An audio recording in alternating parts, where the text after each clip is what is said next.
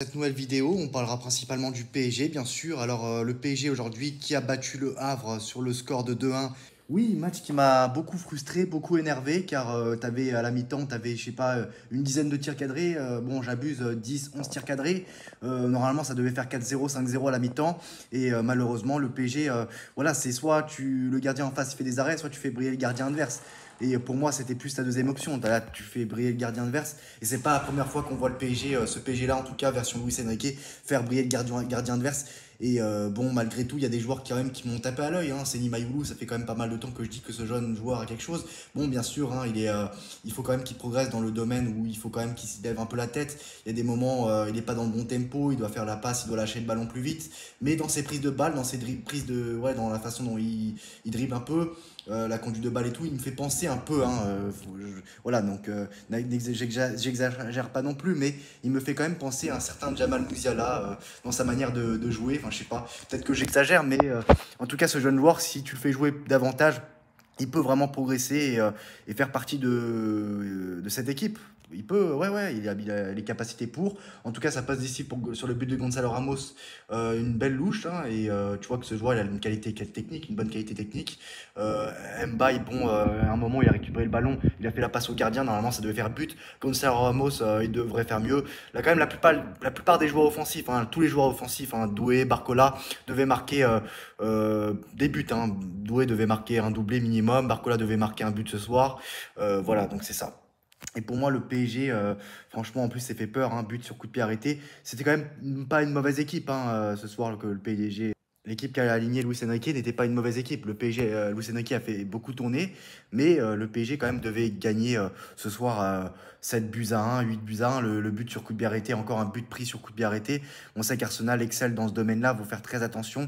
Voilà, donc c'est ça. Peu importe l'équipe, que ce soit l'équipe titulaire ou l'équipe B, l'équipe C, l'équipe D, ce que vous voulez, c'est toujours un point faible, les coups de pied arrêtés. Voilà, donc c'est un domaine qui fait beaucoup peur, qui me fait beaucoup peur. Mais bon, après, voilà, c'est normal. Hein, des fois, tu peux avoir des points faibles. C'est compliqué. Le PSG n'arrive pas, on le dit à plusieurs reprises, le PSG n'arrive pas à améliorer ce domaine. Et bon, le PSG, dans ce cas-là, doit compenser en marquant beaucoup de buts et ne jamais se relâcher. Et 2-0, le match n'est pas fini. Encore une fois, le PSG qui fait la même erreur.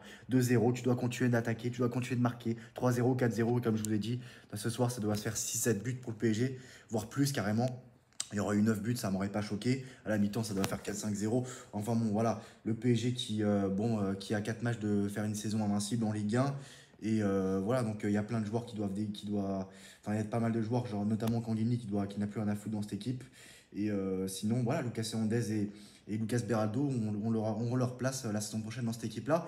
Bien sûr, dans la rotation, mais ils auront leur place en tout cas. Et c'est important aussi pour n'importe quelle équipe, hein, pas que pour le PSG, d'avoir une profondeur de banc, que ce soit autant quantitativement que qualitativement.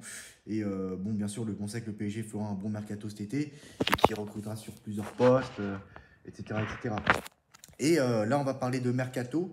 Alors, le PSG qui font sur Magnès Akliouche. Hein, Monaco réclame entre 70 millions d'euros et 80 millions d'euros pour Magnès Akliouche. Donc le PSG est intéressé. Et selon Koto Offside, le PSG est à l'affût de Sandro Tonali. Des sources proches du dossier indiquent qu'il pourrait être disposé à quitter Newcastle cet été. Le club anglais accepterait une offre d'environ 80 millions d'euros. Newcastle privilégiera une vente à des clubs étrangers, évitant de le vendre à des clubs de PL. La situation semble ouverte et mérite d'être surveillée avant l'été. Newcastle pensait également qu'avec une vente de Tonali, il va se protéger des autres offres pour Alexander Isaac, Anthony Gordon ou Bruno Guimaraes, qui sont des joueurs convoités par les autres clubs, hein, d'autres gros clubs, notamment des gros clubs de première ligue. Et voilà, donc Tonali au PSG, ça, pourquoi pas, ça peut être pas mal. De toute façon, le PSG, il faut qu'il recrute à plusieurs postes, hein, dans tous les domaines, hein, dans tous les compartiments du jeu. Comme je le répète souvent, en défense, au milieu de terrain. Et un attaquant suffira à mon avis. Sauf s'il y a plusieurs mouvements de départ, s'il y a plusieurs départs d'attaque courant cet été, hein, c'est possible. Je ne sais pas si Gonzalo Ramos va rester, Asensio va être vendu, Colomani va être vendu. Donc un nouvel attaquant ne serait pas de refus. En plus, on ne sait jamais avec les suspensions, les blessures. Donc il faut quand même un ou deux attaquants pour le PSG cet été, quoi. Donc voilà, c'est tout pour moi. N'hésitez pas à donner vos avis en commentaire. On se retrouve très prochainement pour une nouvelle vidéo. À très bientôt. Ciao.